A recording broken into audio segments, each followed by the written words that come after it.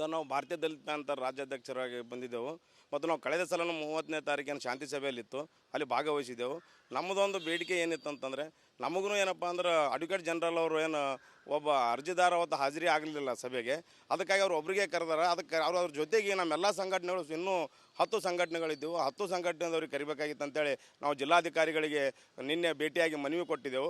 ಆದರೂ ನ್ಯಾಯಾಲಯದ ನಿರ್ದೇಶನದ ಪ್ರಕಾರ ನಾವು ಬೇರೆ ಸಂಘಟನೆದವ್ರಿಗೆ ಕರೆಯಲ್ಲ ಅಂತೇಳಿ ಹೇಳಿದಕ್ಕಾಗಿ ಎಲ್ಲ ಸಂಘಟನೆಗಳೇನಪ್ಪ ಅಂದರೆ ಇವತ್ತಿನ ಹಾಜರಾಗಿಲ್ಲ. ಆದರೂ ನಾವು ಒಬ್ಬರು ಬೆಂಗಳೂರಿನಲ್ಲಿ ಸಹಜವಾಗಿ ಒಂದು ಅಡ್ವೊಕೇಟ್ ಜನರಲ್ರಿಗೆ ಭೇಟಿಯಾಗೋಣ ಅಂತೇಳಿ ಬಂದಿದ್ದೇವೆ ಸರ್.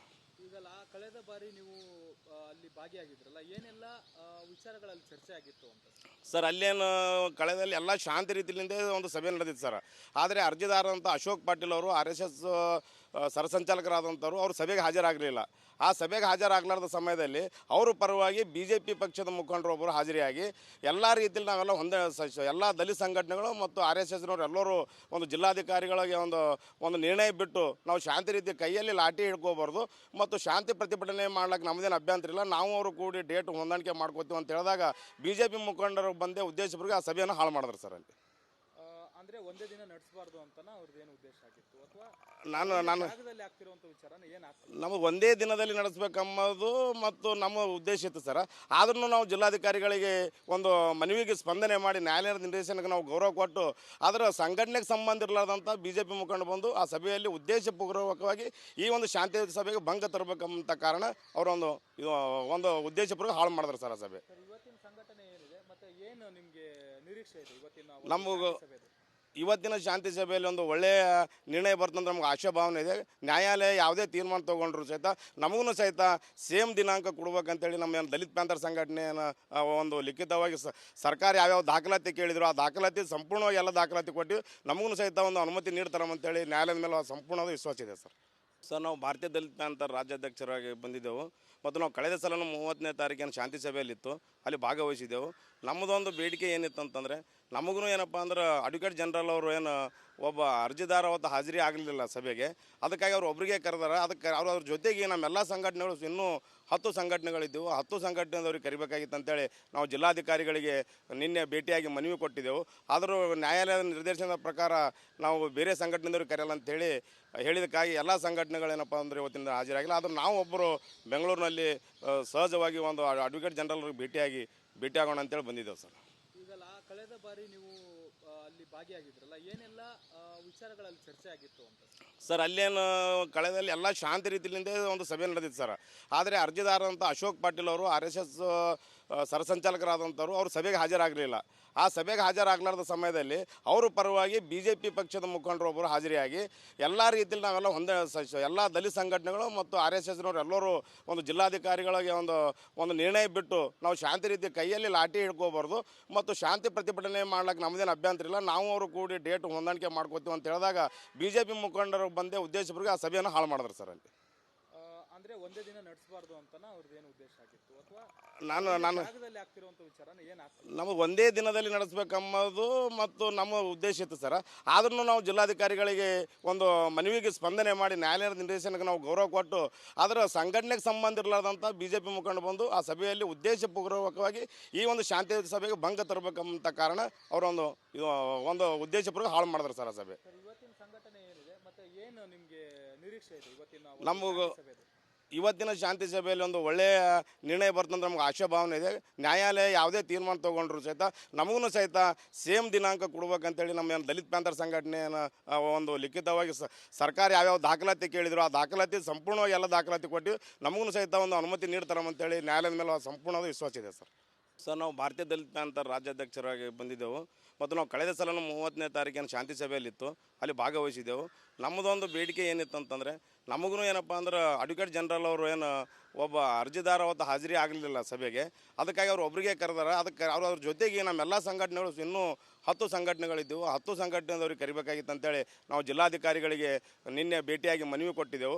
ಆದರೂ ನ್ಯಾಯಾಲಯದ ನಿರ್ದೇಶನದ ಪ್ರಕಾರ ನಾವು ಬೇರೆ ಸಂಘಟನೆದವ್ರಿಗೆ ಕರೆಯಲ್ಲ ಅಂತೇಳಿ ಹೇಳಿದಕ್ಕಾಗಿ ಎಲ್ಲ ಸಂಘಟನೆಗಳೇನಪ್ಪ ಅಂದರೆ ಇವತ್ತಿನ ಹಾಜರಾಗಿಲ್ಲ. ಆದರೂ ನಾವು ಒಬ್ಬರು ಬೆಂಗಳೂರಿನಲ್ಲಿ ಸಹಜವಾಗಿ ಒಂದು ಅಡ್ವೊಕೇಟ್ ಜನರಲ್ರಿಗೆ ಭೇಟಿಯಾಗೋಣ ಅಂತೇಳಿ ಬಂದಿದ್ದೇವೆ ಸರ್. ಈಗಲ್ಲ ಕಳೆದ ಬಾರಿ ನೀವು ಅಲ್ಲಿ ಅಲ್ಲಿ ಭಾಗಿಯಾಗಿದ್ರಲ್ಲ, ಏನೆಲ್ಲ ವಿಚಾರಗಳಲ್ಲಿ ಚರ್ಚೆ ಆಗಿತ್ತು ಅಂತ? ಸರ್ ಅಲ್ಲೇನು ಕಳೆದಲ್ಲಿ ಎಲ್ಲ ಶಾಂತಿ ರೀತಿಯಿಂದ ಒಂದು ಸಭೆ ನಡೆದಿತ್ತು ಸರ್. ಆದರೆ ಅರ್ಜಿದಾರರಂಥ ಅಶೋಕ್ ಪಾಟೀಲ್ ಅವರು RSS ಸರಸಂಚಾಲಕರಾದಂಥವ್ರು ಅವರು ಸಭೆಗೆ ಹಾಜರಾಗಲಿಲ್ಲ. ಆ ಸಭೆಗೆ ಹಾಜರಾಗಲಾರ್ದ ಸಮಯದಲ್ಲಿ ಅವರು ಪರವಾಗಿ BJP ಪಕ್ಷದ ಮುಖಂಡರೊಬ್ಬರು ಹಾಜರಿಯಾಗಿ ಎಲ್ಲ ರೀತಿಯಲ್ಲಿ ನಾವೆಲ್ಲ ಎಲ್ಲ ದಲಿತ ಸಂಘಟನೆಗಳು ಮತ್ತು RSSನವರು ಎಲ್ಲರೂ ಒಂದು ಜಿಲ್ಲಾಧಿಕಾರಿಗಳಿಗೆ ಒಂದು ನಿರ್ಣಯ ಬಿಟ್ಟು ನಾವು ಶಾಂತಿ ರೀತಿ ಕೈಯಲ್ಲಿ ಲಾಠಿ ಹಿಡ್ಕೋಬಾರ್ದು ಮತ್ತು ಶಾಂತಿ ಪ್ರತಿಭಟನೆ ಮಾಡ್ಲಿಕ್ಕೆ ನಮ್ಮದೇನು ಅಭ್ಯಂತರ ಇಲ್ಲ, ನಾವು ಅವರು ಕೂಡಿ ಡೇಟ್ ಹೊಂದಾಣಿಕೆ ಮಾಡ್ಕೋತೀವಿ ಅಂತ ಹೇಳಿದಾಗ BJP ಮುಖಂಡರು ಬಂದೇ ಉದ್ದೇಶಪೂರ್ವಕ ಆ ಸಭೆಯನ್ನು ಹಾಳು ಮಾಡಿದ್ರು ಸರ್. ಅಲ್ಲಿ ಅಂದ್ರೆ ಒಂದೇ ದಿನ ನಡೆಸಬಾರ್ದು ಅಂತನ ಅವ್ರದ್ದೇನು ಉದ್ದೇಶ ಆಗಿತ್ತು, ಅಥವಾ ನಾನು ಜಾಗದಲ್ಲಿ ಆಗ್ತಿರುವಂತ ವಿಚಾರನ ಏನಾಗ್ತದೆ? ನಮಗೆ ಒಂದೇ ದಿನದಲ್ಲಿ ನಡೆಸಬೇಕೆಂಬುದು ಮತ್ತು ನಮ್ಮ ಉದ್ದೇಶ ಇತ್ತು ಸರ್. ಆದ್ರೂ ನಾವು ಜಿಲ್ಲಾಧಿಕಾರಿಗಳಿಗೆ ಒಂದು ಮನವಿಗೆ ಸ್ಪಂದನೆ ಮಾಡಿ ನ್ಯಾಯಾಲಯದ ನಿರ್ದೇಶನಕ್ಕೆ ನಾವು ಗೌರವ ಕೊಟ್ಟು ಅದರ ಸಂಘಟನೆಗೆ ಸಂಬಂಧ ಇರಲಾರ್ದಂಥ BJP ಮುಖಂಡ ಬಂದು ಆ ಸಭೆಯಲ್ಲಿ ಉದ್ದೇಶಪೂರ್ವಕವಾಗಿ ಈ ಒಂದು ಶಾಂತಿ ಸಭೆಗೆ ಭಂಗ ತರಬೇಕಂತ ಕಾರಣ ಅವರೊಂದು ಒಂದು ಉದ್ದೇಶಪೂರ್ವಕ ಹಾಳು ಮಾಡಿದ್ರು ಸರ್ ಆ ಸಭೆ. ಇವತ್ತಿನ ಸಂಘಟನೆ ಏನಿದೆ ಮತ್ತೆ ಏನು ನಿಮ್ಗೆ ನಿರೀಕ್ಷೆ ಇದೆ ಇವತ್ತಿನ ನಮಗೂ ಸಭೆದು? ಇವತ್ತಿನ ಶಾಂತಿ ಸಭೆಯಲ್ಲಿ ಒಂದು ಒಳ್ಳೆಯ ನಿರ್ಣಯ ಬರ್ತಂದ್ರೆ ನಮ್ಗೆ ಆಶಾಭಾವನೆ ಇದೆ. ನ್ಯಾಯಾಲಯ ಯಾವುದೇ ತೀರ್ಮಾನ ತೊಗೊಂಡ್ರು ಸಹಿತ ನಮಗೂ ಸಹಿತ ಸೇಮ್ ದಿನಾಂಕ ಕೊಡ್ಬೇಕಂತೇಳಿ ನಮ್ಮ ಏನು ದಲಿತ ಪ್ಯಾಂಥರ್ ಸಂಘಟನೆಯನ್ನು ಒಂದು ಲಿಖಿತವಾಗಿ ಸರ್ಕಾರ ಯಾವ್ಯಾವ ದಾಖಲಾತಿ ಕೇಳಿದ್ರು ಆ ದಾಖಲಾತಿ ಸಂಪೂರ್ಣವಾಗಿ ಎಲ್ಲ ದಾಖಲಾತಿ ಕೊಟ್ಟು ನಮಗೂ ಸಹಿತ ಒಂದು ಅನುಮತಿ ನೀಡ್ತಾರಂತೇಳಿ ನ್ಯಾಯಾಲಯದ ಮೇಲೆ ಸಂಪೂರ್ಣವಾದ ವಿಶ್ವಾಸ ಇದೆ ಸರ್. ನಾವು ಭಾರತೀಯ ದಲಿತ ಪ್ಯಾಂಥರ್ ರಾಜ್ಯಾಧ್ಯಕ್ಷರಾಗಿ ಬಂದಿದ್ದೆವು ಮತ್ತು ನಾವು ಕಳೆದ ಸಲನೂ 30ನೇ ತಾರೀಕಿನ ಶಾಂತಿ ಸಭೆಯಲ್ಲಿತ್ತು, ಅಲ್ಲಿ ಭಾಗವಹಿಸಿದ್ದೆವು. ನಮ್ಮದೊಂದು ಬೇಡಿಕೆ ಏನಿತ್ತು ಅಂತಂದರೆ ನಮಗೂ ಏನಪ್ಪ ಅಂದ್ರೆ ಅಡ್ವೊಕೇಟ್ ಜನರಲ್ ಅವರು ಏನು ಒಬ್ಬ ಅರ್ಜಿದಾರ ಅವತ್ತು ಹಾಜರಿ ಆಗಲಿಲ್ಲ ಸಭೆಗೆ, ಅದಕ್ಕಾಗಿ ಅವ್ರು ಒಬ್ಬರಿಗೆ ಕರೆದಾರೆ. ಅದಕ್ಕೆ ಅವ್ರ ಜೊತೆಗೆ ನಮ್ಮೆಲ್ಲ ಸಂಘಟನೆಗಳು ಇನ್ನೂ 10 ಸಂಘಟನೆಗಳಿದ್ದೆವು, 10 ಸಂಘಟನೆದವ್ರಿಗೆ ಕರಿಬೇಕಾಗಿತ್ತು ಅಂತೇಳಿ ನಾವು ಜಿಲ್ಲಾಧಿಕಾರಿಗಳಿಗೆ ನಿನ್ನೆ ಭೇಟಿಯಾಗಿ ಮನವಿ ಕೊಟ್ಟಿದ್ದೆವು. ಆದರೂ ನ್ಯಾಯಾಲಯದ ನಿರ್ದೇಶನದ ಪ್ರಕಾರ ನಾವು ಬೇರೆ ಸಂಘಟನೆದವ್ರಿಗೆ ಕರೆಯಲ್ಲ ಅಂತೇಳಿ ಹೇಳಿದಕ್ಕಾಗಿ ಎಲ್ಲ ಸಂಘಟನೆಗಳೇನಪ್ಪ ಅಂದರೆ ಇವತ್ತಿನ ಹಾಜರಾಗಿಲ್ಲ. ಆದರೂ ನಾವು ಒಬ್ಬರು ಬೆಂಗಳೂರಿನಲ್ಲಿ ಸಹಜವಾಗಿ ಒಂದು ಅಡ್ವೊಕೇಟ್ ಜನರಲ್ಗೆ ಭೇಟಿಯಾಗೋಣ ಅಂತೇಳಿ ಬಂದಿದ್ದೆವು ಸರ್. ಈಗಲ್ಲ ಕಳೆದ ಬಾರಿ ನೀವು ಅಲ್ಲಿ ಭಾಗಿಯಾಗಿದ್ರಲ್ಲ, ಏನೆಲ್ಲ ವಿಚಾರಗಳಲ್ಲಿ ಚರ್ಚೆ ಆಗಿತ್ತು ಅಂತ? ಸರ್ ಅಲ್ಲೇನು ಕಳೆದಲ್ಲಿ ಎಲ್ಲ ಶಾಂತಿ ರೀತಿಯಿಂದ ಒಂದು ಸಭೆ ನಡೆದಿತ್ತು ಸರ್. ಆದರೆ ಅರ್ಜಿದಾರರಂಥ ಅಶೋಕ್ ಪಾಟೀಲ್ ಅವರು RSS ಸರಸಂಚಾಲಕರಾದಂಥವ್ರು ಅವರು ಸಭೆಗೆ ಹಾಜರಾಗಲಿಲ್ಲ. ಆ ಸಭೆಗೆ ಹಾಜರಾಗಲಾರ್ದ ಸಮಯದಲ್ಲಿ ಅವರು ಪರವಾಗಿ BJP ಪಕ್ಷದ ಮುಖಂಡರೊಬ್ಬರು ಹಾಜರಿಯಾಗಿ ಎಲ್ಲ ರೀತಿಯಲ್ಲಿ ನಾವೆಲ್ಲ ಎಲ್ಲ ದಲಿತ ಸಂಘಟನೆಗಳು ಮತ್ತು RSSನವರು ಎಲ್ಲರೂ ಒಂದು ಜಿಲ್ಲಾಧಿಕಾರಿಗಳಿಗೆ ಒಂದು ನಿರ್ಣಯ ಬಿಟ್ಟು ನಾವು ಶಾಂತಿ ರೀತಿ ಕೈಯಲ್ಲಿ ಲಾಠಿ ಹಿಡ್ಕೋಬಾರ್ದು ಮತ್ತು ಶಾಂತಿ ಪ್ರತಿಭಟನೆ ಮಾಡ್ಲಿಕ್ಕೆ ನಮ್ಮದೇನು ಅಭ್ಯಂತರ ಇಲ್ಲ, ನಾವು ಅವರು ಕೂಡಿ ಡೇಟ್ ಹೊಂದಾಣಿಕೆ ಮಾಡ್ಕೋತೀವಿ ಅಂತ ಹೇಳಿದಾಗ BJP ಮುಖಂಡರು ಬಂದೇ ಉದ್ದೇಶಪೂರ್ವಕ ಆ ಸಭೆಯನ್ನು ಹಾಳು ಮಾಡಿದ್ರು ಸರ್. ಅಲ್ಲಿ ಅಂದ್ರೆ ಒಂದೇ ದಿನ ನಡೆಸಬಾರ್ದು ಅಂತನ ಅವ್ರದ್ದೇನು ಉದ್ದೇಶ ಆಗಿತ್ತು, ಅಥವಾ ಜಾಗದಲ್ಲಿ ಆಗ್ತಿರುವಂತ ವಿಚಾರನ ಏನಾಗ್ತದೆ? ನಮಗೆ ಒಂದೇ ದಿನದಲ್ಲಿ ನಡೆಸಬೇಕೆಂಬುದು ಮತ್ತು ನಮ್ಮ ಉದ್ದೇಶ ಇತ್ತು ಸರ್. ಆದ್ರೂ ನಾವು ಜಿಲ್ಲಾಧಿಕಾರಿಗಳಿಗೆ ಒಂದು ಮನವಿಗೆ ಸ್ಪಂದನೆ ಮಾಡಿ ನ್ಯಾಯಾಲಯದ ನಿರ್ದೇಶನಕ್ಕೆ ನಾವು ಗೌರವ ಕೊಟ್ಟು ಅದರ ಸಂಘಟನೆಗೆ ಸಂಬಂಧ ಇರಲಾರ್ದಂಥ BJP ಮುಖಂಡ ಬಂದು ಆ ಸಭೆಯಲ್ಲಿ ಉದ್ದೇಶಪೂರ್ವಕವಾಗಿ ಈ ಒಂದು ಶಾಂತಿ ಸಭೆಗೆ ಭಂಗ ತರಬೇಕಂತ ಕಾರಣ ಅವರೊಂದು ಒಂದು ಉದ್ದೇಶಪೂರ್ವಕ ಹಾಳು ಮಾಡಿದ್ರು ಸರ್ ಆ ಸಭೆ. ಇವತ್ತಿನ ಸಂಘಟನೆ ಏನಿದೆ ಮತ್ತೆ ಏನು ನಿಮ್ಗೆ ನಿರೀಕ್ಷೆ ಇದೆ ಇವತ್ತಿನ ನಮಗೂ ಸಭೆದು? ಇವತ್ತಿನ ಶಾಂತಿ ಸಭೆಯಲ್ಲಿ ಒಂದು ಒಳ್ಳೆಯ ನಿರ್ಣಯ ಬರ್ತಂದ್ರೆ ನಮ್ಗೆ ಆಶಾಭಾವನೆ ಇದೆ. ನ್ಯಾಯಾಲಯ ಯಾವುದೇ ತೀರ್ಮಾನ ತೊಗೊಂಡ್ರು ಸಹಿತ ನಮಗೂ ಸಹಿತ ಸೇಮ್ ದಿನಾಂಕ ಕೊಡ್ಬೇಕಂತೇಳಿ ನಮ್ಮ ಏನು ದಲಿತ ಪ್ಯಾಂಥರ್ ಸಂಘಟನೆಯನ್ನು ಒಂದು ಲಿಖಿತವಾಗಿ ಸರ್ಕಾರ ಯಾವ್ಯಾವ ದಾಖಲಾತಿ ಕೇಳಿದ್ರು ಆ ದಾಖಲಾತಿ ಸಂಪೂರ್ಣವಾಗಿ ಎಲ್ಲ ದಾಖಲಾತಿ ಕೊಟ್ಟು ನಮಗೂ ಸಹಿತ ಒಂದು ಅನುಮತಿ ನೀಡ್ತಾರಂತೇಳಿ ನ್ಯಾಯಾಲಯದ ಮೇಲೆ ಸಂಪೂರ್ಣವಾದ ವಿಶ್ವಾಸ ಇದೆ ಸರ್.